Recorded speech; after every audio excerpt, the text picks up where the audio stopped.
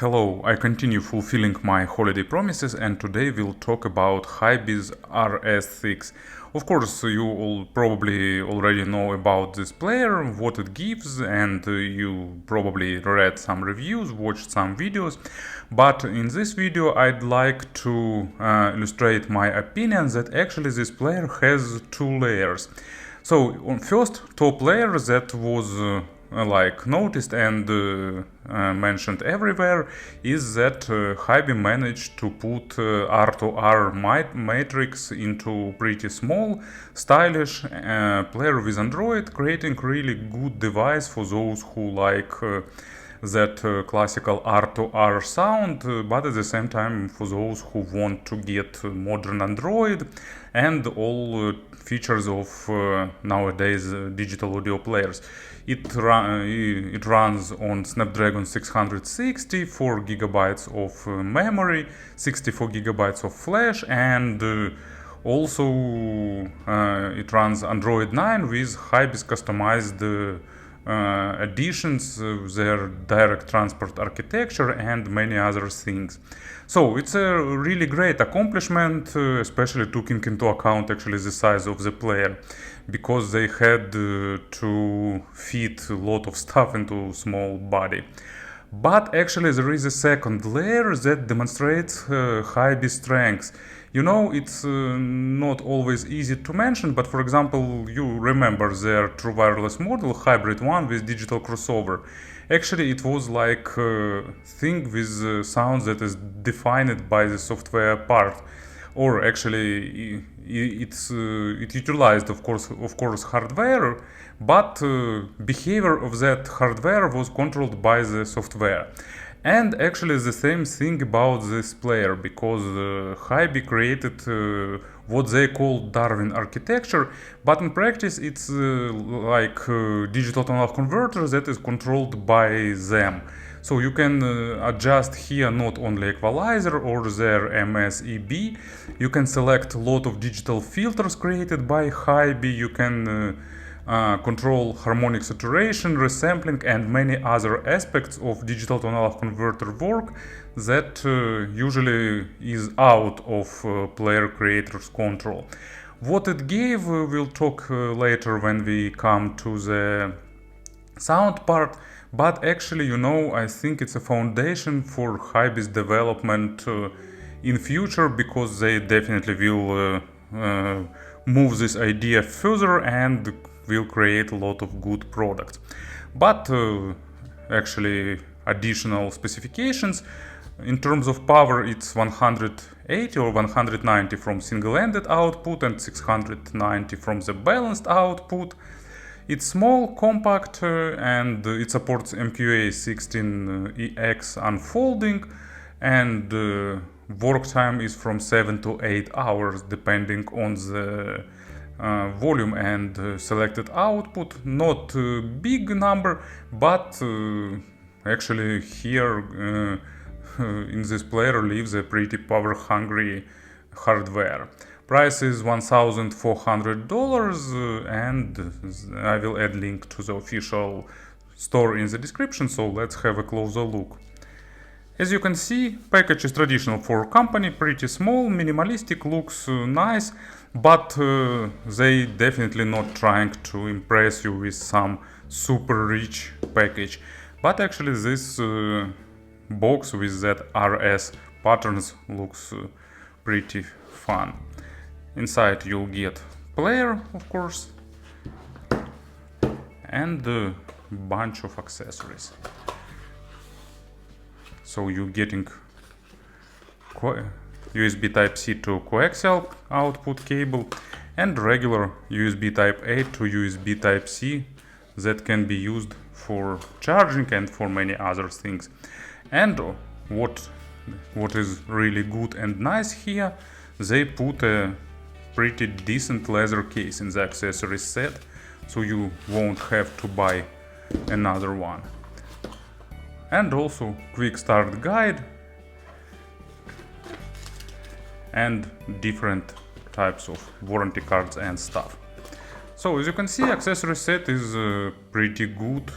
You're getting everything that you need to make this player up and running. And here is RS6 itself. In terms of size, it's really close to their R6 2020, and it's really good, and nowadays it can be considered as a pocket-friendly player. It's made of nice metal, with goldish, let's name it, finish. It's not really gold, it's closer to what Apple calls champagne gold or something like that, and it continues that recent design ideas of HiBy with that angled case. Here is microSD slot. It has 64 GB of internal memory, but of course it won't be enough for anyone, and everyone will use extension cards. On the bottom you're getting a full set of outputs, so regular and balanced line out, and regular and balanced headphones out. They're using Pentacon and 3.5mm connectors, which is pretty good. And USB Type-C to access external USB drives, to output signal to the external digital to analog converter. And actually in the firmware of this player, HiBy extended their DTA architecture for USB digital to analog converters, external ones. So this player bypasses Android resampling even for the USB digital to analog converters. Also, it can be used for charging to use this device as digital to analog converter, so all that aspects are implemented here. 3 buttons for playback control, LED indicator, and on-off button that is also used to lock the screen. And on top there is a small knob for changing controls. It uses encoder. It actually rotates nicely. I like it. Some people complain that it's too small, but for me it's more than enough. I can easily operate it with one finger, with 2 fingers, so whatever. And actually small size means that you have less probability of accidentally turning it. Back panel is typical carbon with that checkers texture, looks pretty nice and fancy. It feels really solid in hand, it's weighty, but it's a pleasant weight of well-built thing. And on the front panel located screen. It's 5-inch screen with 1080p resolution, so nice viewing angles. It's bright enough. Actually, HiBy created a pretty dark default design of the OS, but actually it has enough brightness to be visible under the rays of sun, and so it responds nicely to touch. It has good colors, resolution, and so on. So in all these aspects, screen is good. And I like that bevels around the screen are pretty small, so it improves the experience from this player. And thanks to 4 GB of memory and fast chipset, everything works pretty smooth without any issues and lags. And also it's feature packed. It supports Bluetooth with all codecs, Wi-Fi, and so on. So basically all that stuff that you can expect from the modern digital audio player it has, and it does it pretty well. Before we'll talk about the firmware, let me show you the stock case. In my opinion, it's pretty accurate, nice stitching, good textures, RS letters on the back side, and this flip holds by Velcro here. Really nice and reliable solution. Stock case has this orange color. They also have a green one, but it's sold separately. But in general, case is done pretty accurately, so it protects player well. In terms of firmware, it's basic Android 9, open with Google Play Store, but HiBy created custom icons and changes the design a little bit. Not sure why they decided to do, but it looks kind of okay. Maybe tastes differ, someone can like this, others won't like, but in my opinion it's nice touch, showing the attention to small details. And of course there is a lot of different customizations here. So basic controls and audio settings, Darwin controller and low gain. We'll talk about that later when we'll come to the settings menu. And what is important here, they've implemented their DTA architecture, so all sound from different applications came non-resampling to the internal digital tonal converter and now to USB ones too. And let's go to settings. Here it is. Network, internet connected device, apps and notifications, battery, display. It's familiar and typical, but Darwin controller is more interesting. Low pass anti-aliasing filter settings, they have a bunch of filters, and actually difference between them is really small. I did some blind A/B tests and actually they are really hard to distinguish. For example, third one has a slightly more sharp attacks and decays, while 8.1 is more smooth in this aspect, but actually difference is definitely not big. So you can just change it to Darwin default, for example. And they have a separate set of two filters for the DSD conversion, because DSD is treated in the other way. Or you can activate non-oversampling mode, and in non-oversampling mode you'll get a pure signal bypassing filters. But in non-oversampling mode, to my ears, treble sounds slightly more harsh and slightly less refined, so maybe non-oversampling is like more true in terms of sound, but I prefer oversampling. Atmosphere enhancer, it's making stage slightly more spacious to my ears, especially adding more space between the instruments in width. Harmonic controller actually does what you can expect. Moving it to the right side makes sound more tubey, more analog, and at the same time reducing a bit resolution. And they have interesting options. They have customized presets, so you can see this list of really expensive high-end in-ear monitors. I don't know how they were selected, but of course it's pretty popular models. I have only one model from this list, unfortunately, maybe in some future, but I have a Unique Melody Mest Mark II, and what is really great here, what I really like, they added photos and description describing these earphones, their sound, and actually how it changes that settings and why. I really like this attention to details. You can understand that it was tweaked by someone who wanted to achieve better audio performance. It's not some random presets or something like that. And actually, speaking about, I will tell about sound a bit later in more details, but in general, activating these settings, I tested with these earphones. It makes sound more spacious, more three-dimensional, improving the holographics representation of the stage, and also it made low frequencies slightly better controlled for them. I don't know, was it intentional change or some random changes, but anyway, it did that. And audio settings, gain 3 levels. You can download and install plugins here.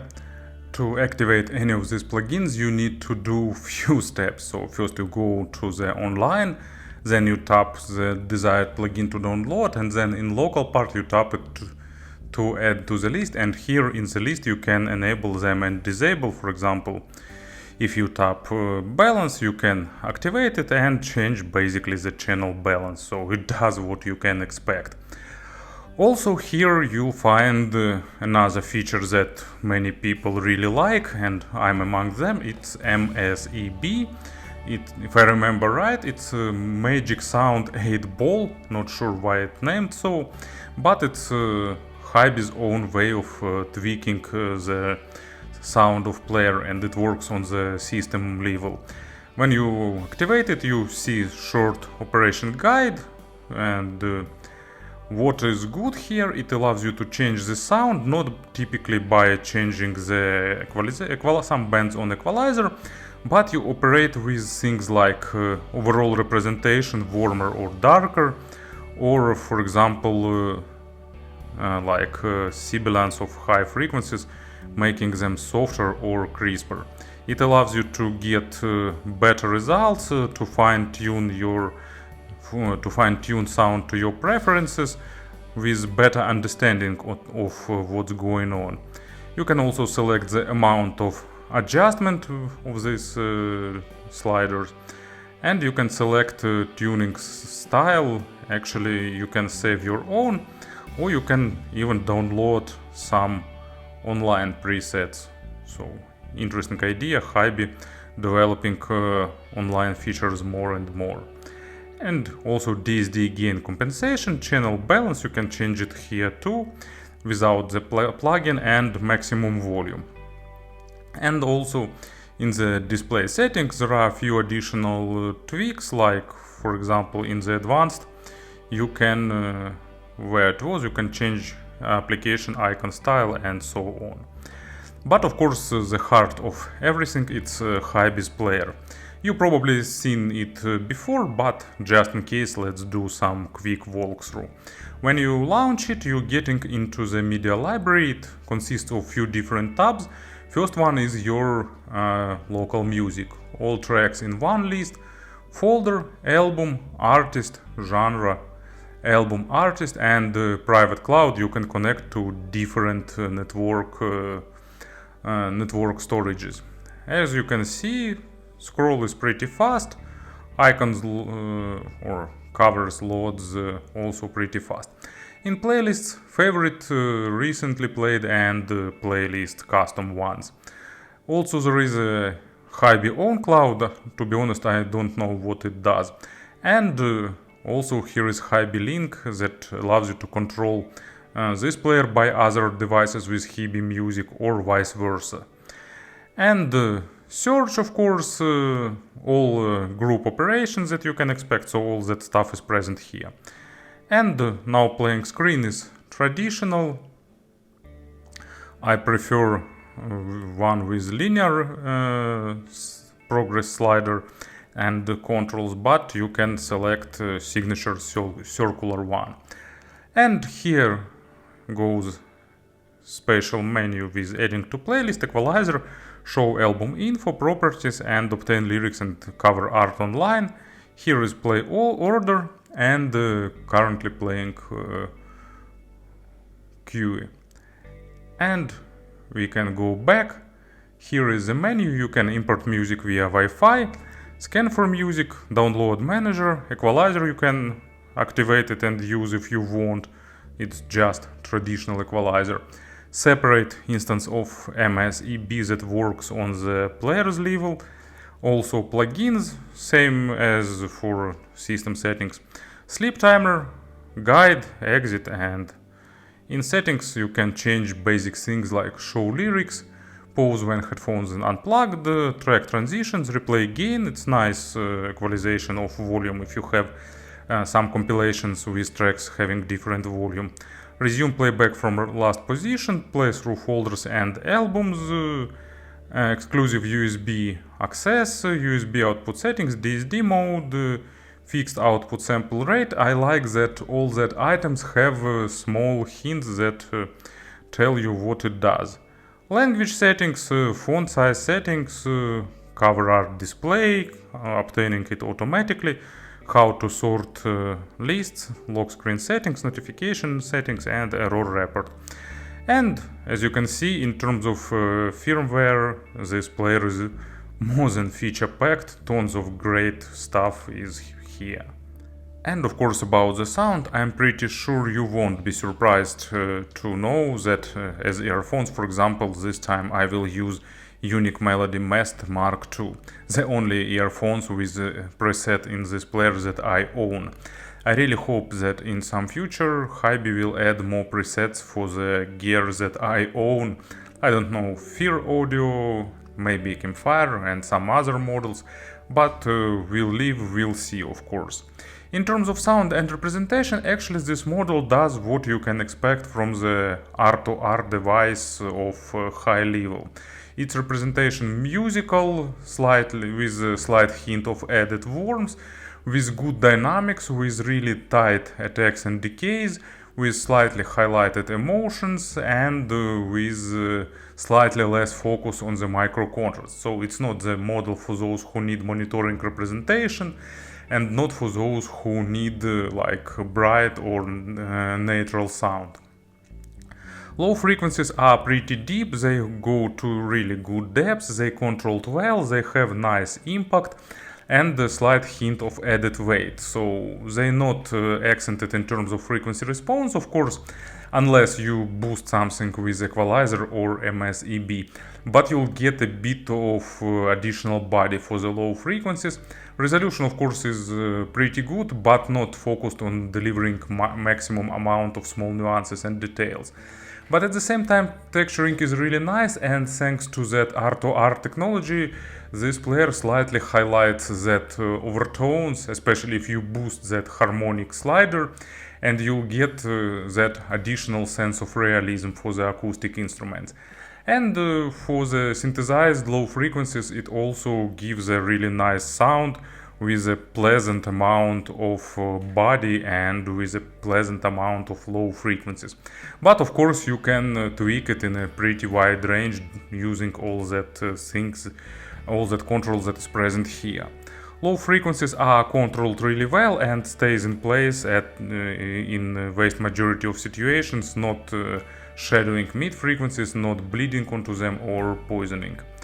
And as a first example, I will use the track that I listened like 10 times on the constant repeat with this player. It's Afraid to Shoot Strangers by Iron Maiden.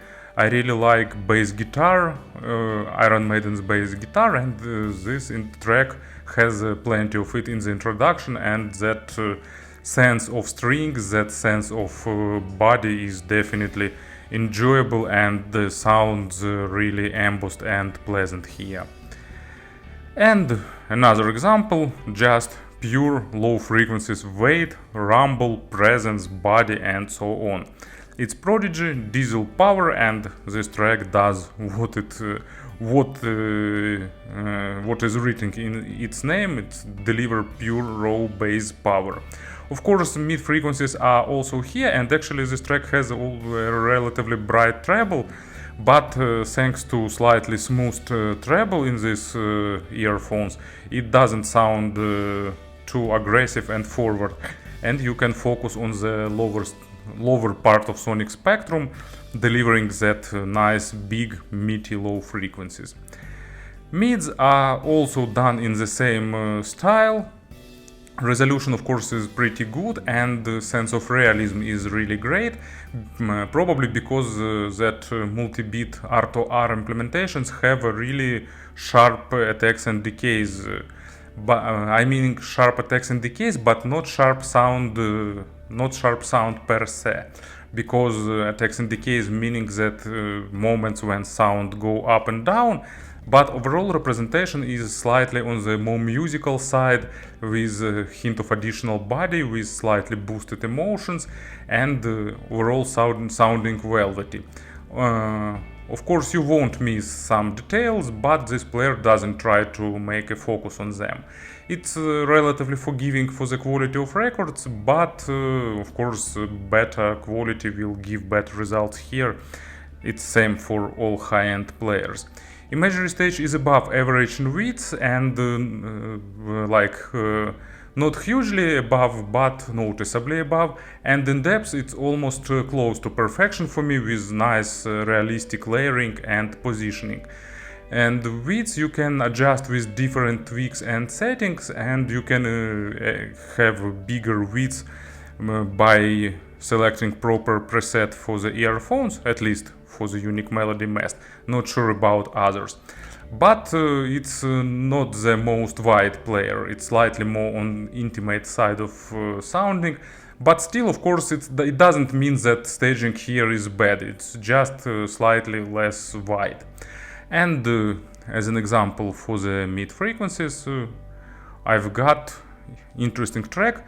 I don't remember where did I got this CD, and what is that project in general. It's named The Heavies, and it's some kind of live performance of different classical rock and metal tracks that transitions from one to another. And Majestic Mix is the last track on this album, and it's definitely fulfills that promise. It's really majestic with all that hits that everyone likes. And thanks to the overall musical representation of these earphones and good depth layering, it sounds pretty engaging. And second example, it's Sigurður Rögnvaldsson Dark Forest. Not sure about the correct pronunciation because all that letters is like really complicated. But it's an interesting avant-garde project with hints, heavily based on jazz, but with a lot of mixes from different genres. And this track sounds with interesting bass line that sounds great with these earphones. But then appears some crazy saxophone and other instruments, interesting guitar solos, and so on. And all that things sounds really good with these earphones thanks to the energetic performance and proper attacks and decays. And treble slightly on the softer side of things. It has normal resolution and proper attacks and decays, really good extension, but it's not forward and not boosted. And at the same time, it's not over softened, so it's present, it's just having slightly less energy comparing with natural sounding players. It's really good for those who like not forward treble, for those who like comfortable performance of high frequencies, and this player definitely does that. Resolution is good, layering is normal, but of course not as saturated in terms of treble amount as typically tuned players, but probably it's not disadvantage or drawback, it's just a feature of this technology. And first example, it's Dream Theater official bootleg, live version of Master of Puppets by Dream Theater, and they have pretty harsh recorded percussions in this album, but thanks to the slightly softer manner of representation of this not earphones, of course, of this player, it sounds more natural and slightly better refined. It's slightly more focused on the basic tones, not that overtones, and because of that it sounds more pleasant. And second example, it's Anathema Wildfires, so classical Anathema with interesting keyboards intro that goes high to the treble area, and there it resonates and sounds really pleasant. And actually that's where this player is really good. Where it comes to overtones, it saturates tracks nicely and does it in a really engaging manner. In terms of power, it's just normal. Of course, from the balanced output it can drive even pretty power hungry cans, but in general, of course, it's more tailored for the in-ear monitors or for the full-size cans with normal sensitivity and impedance. And it has a really low level of background noise, and it's really pleasant, especially when you combine that black background with really fast attacks and decays, and that sounds really pleasant and enjoyable. Speaking about the compressions, to be honest, I don't see much sense in comparing it with anything. Its closest rival is Kane N6 Mark II with that R01 card, but I didn't test it. And all other players that I can recall in this segment, starting with HiBy RS6 2020 and R8, and ending with something like, I don't know, Aston Kern Can Alpha, for example. It's just different with less weight and with more delta sigma representation, more analytical and natural.